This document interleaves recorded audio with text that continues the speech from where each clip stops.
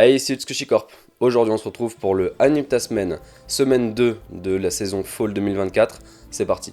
Je vous mets les chapitrages en dessous de la vidéo, donc si vous voulez aller à Re:Zero mercredi ou à du One Piece dimanche, allez-y. Bon, le lundi mardi, c'est toujours très pauvre en animé, mais ce lundi, on a du Criminal Fiançailles.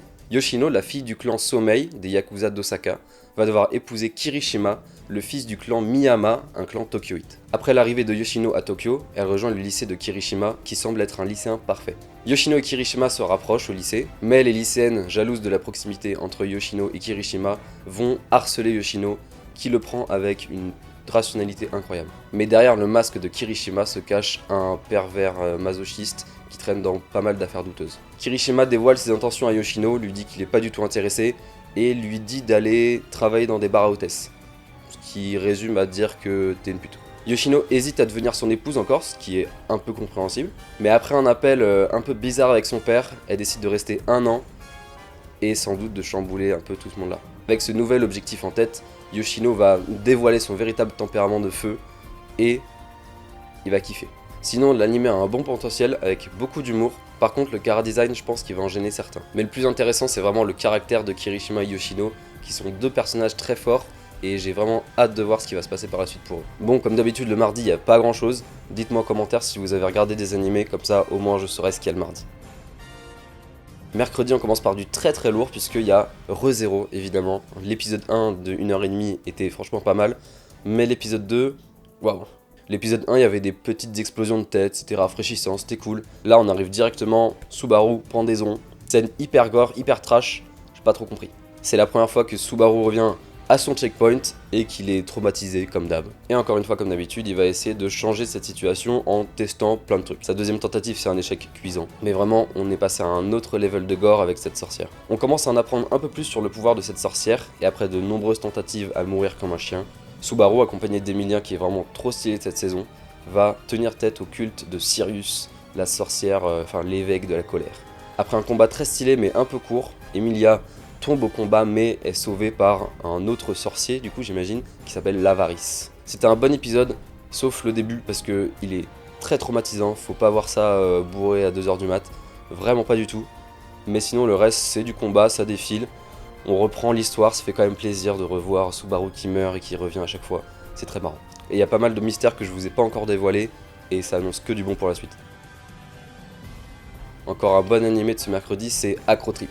L'épisode 1 était très bien, et l'épisode 2 commence vraiment au top. C'est vraiment l'animé humoristique de cette saison, avec des seiyuu insane. Je sais pas si vous avez vu Zombieland Saga, mais c'est à peu près le même délire. Vraiment des voix surexploitées, du surjeu à la japonaise. Donc pour rappel, Chizuko, qui venait d'arriver à Sakai City, a découvert Cherry Blossom et Chroma, qui sont deux héros qui se tirent un peu la bourre, mais rien d'affolant. Et vraiment, le pic d'humour, c'est Chroma, le méchant, puisqu'il est tellement nul que ça en est hyper drôle. C'est littéralement le méchant de Badass du clip de McFly et Carlito. C'est vraiment un échec ambulant, et ce qui lui donne encore plus d'ampleur, c'est son seiyuu. Son seiyuu est vraiment magnifique. Il surjoue constamment et chaque apparition, c'est une masterclass. Donc un très bon animé à voir, de l'humour, des bonnes animations, histoire un peu what the fuck, vraiment très cool. Ce jeudi, on a aussi du Dandadan.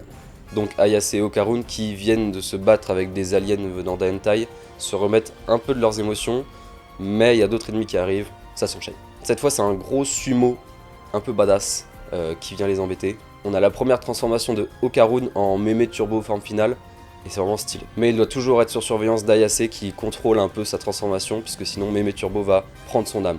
L'épisode était vraiment brillant sur sa réalisation, beaucoup de jeux de profondeur, pas mal de plans vraiment magnifiques, et la colorimétrie est vraiment cool. Sur le combat avec le sumo, tout est en noir et blanc, et la seule dose de couleur qui arrive, c'est vraiment quand Okarun se transforme. Du coup, il y a vraiment un beau contraste. Franchement, ça fait plaisir de voir un animé aussi beau, et c'est du Science Saru, donc évidemment, on pouvait s'attendre qu'à ça. Et Dandadan, on regarde sur ADN, pas Netflix, merci. On continue avec un animé beaucoup plus chill que Dandadan, c'est 365 Days to the Wedding. Pour rappel, donc Takuya et Rika, qui travaillent tous les deux dans une agence de voyage, risquent de se faire muter en Alaska. Personne ne veut aller en Alaska. Et malheureusement, ce voyage est pour les célibataires. Ce sont deux célibataires. Qu'est-ce qu'ils vont se dire? On va se marier. Franchement, c'était un bon deuxième épisode. On continue à suivre leurs aventures, mes aventures, avec autant de plaisir, un petit peu d'humour, petit slice of life romance, c'est pas mal. Il y a un bon humour de rom-com, une ambiance un peu sympathique, et franchement, ça fait du bien après Dan, c'est fou. Dans l'épisode, va y avoir un appel masqué qui va leur dire qu'ils connaissent la supercherie. Qui sait, on ne sait pas. Il y a aussi le père de Takuya qui apprend qu'il se marie et qui va venir le voir. Au final, ils arrivent toujours à esquiver les problèmes, et en général, c'est Rika qui a toujours des plans. Takuya, c'est vraiment genre, il se laisse faire. Rika, elle élabore des plans de fou malade pour esquiver tout ça, et ils y arrivent, donc tant mieux. Dernier animé du jeudi, et pas le meilleur puisqu'il y a Dan, mais c'est Trillion Game. Trillion Game, c'est un animé assez atypique par son chara-design, mais le synopsis avait l'air cool, et j'ai regardé, c'est très cool. Haru et Gaku, respectivement un magicien des mots et un magicien de l'informatique, sont amis d'enfance et vont se lancer un grand défi, avoir $1 trillion. Pour cela, Haru va utiliser son éloquence et les talents de Gaku pour arriver à leur fin. Leur première étape, c'est de créer une entreprise et de trouver des investisseurs. Mais Haru, grand audacieux qu'il est, va demander des sommes astronomiques parce que, Inch'Allah, ça passe. Il trouve enfin une investisseuse, Kirika, la fille du directeur de la célèbre Dragon Bank. Ce contrat avec des conditions pas très intéressantes va mettre Haru et Gaku sur la voie d'un concours de hacking. S'ils gagnent ce concours, ils auront forcément un meilleur contrat. J'adore vraiment cet animé, il y a un humour parfois un peu lourd mais vraiment bien placé, et l'histoire est vraiment captivante, ça donne envie de voir la suite. Si vous aimez les histoires un peu espionnage, escroquerie style Great Pretender, c'est vraiment fait pour vous. Maintenant on passe à vendredi et on commence tout de suite par du lourd avec Dragon Ball Daima. Donc on va suivre Goma, le nouveau roi démon vu que Dabra a été tué. Oui, ça se passe pendant l'arc-bout, même juste après l'arc-bout. Après qu'il ait vu le remake de Dragon Ball, que j'aimerais beaucoup avoir aussi, sur ses grands écrans, il va se dire que peut-être que l'équipe elle est un peu trop puissante pour lui.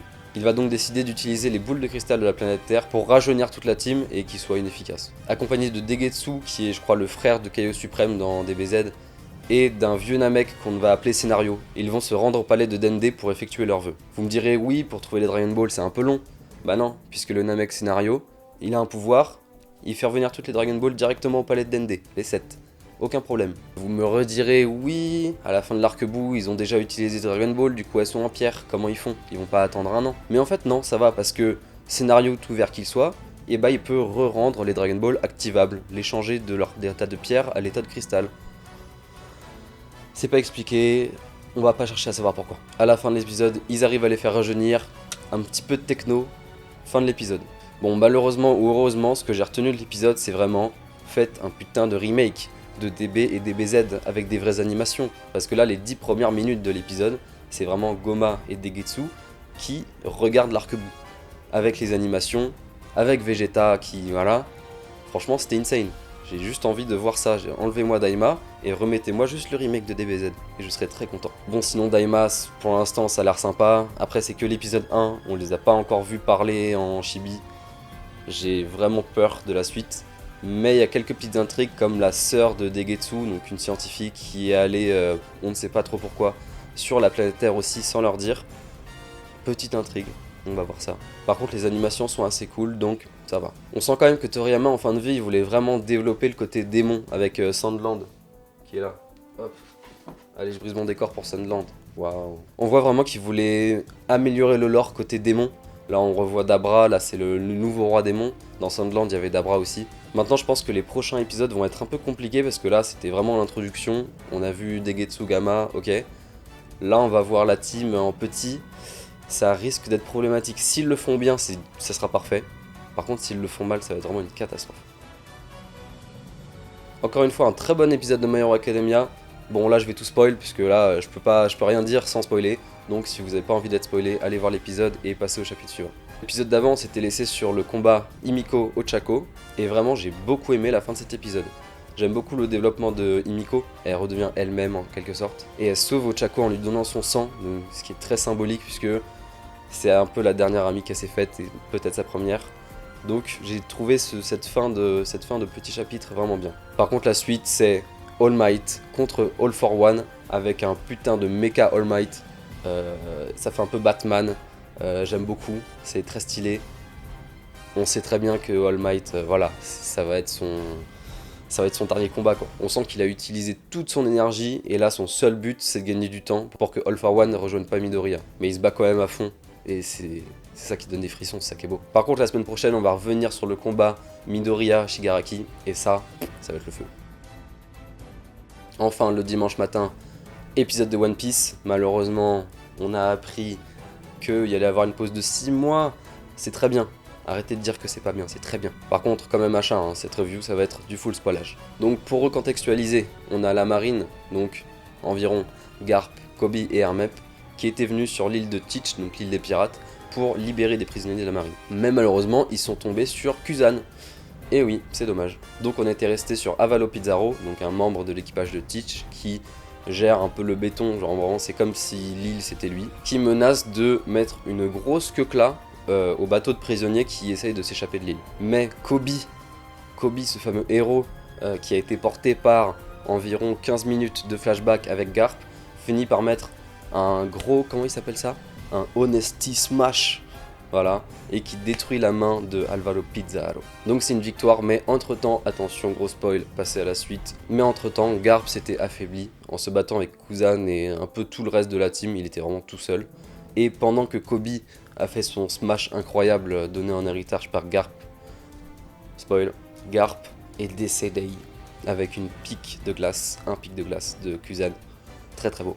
Franchement cet épisode c'était un full banger, entre les combats, les smash, le smash de Kobe évidemment, tous les flashbacks entre Kobe et Garp, vraiment incroyable, et évidemment à la fin, la mort de Garp, non, pas possible.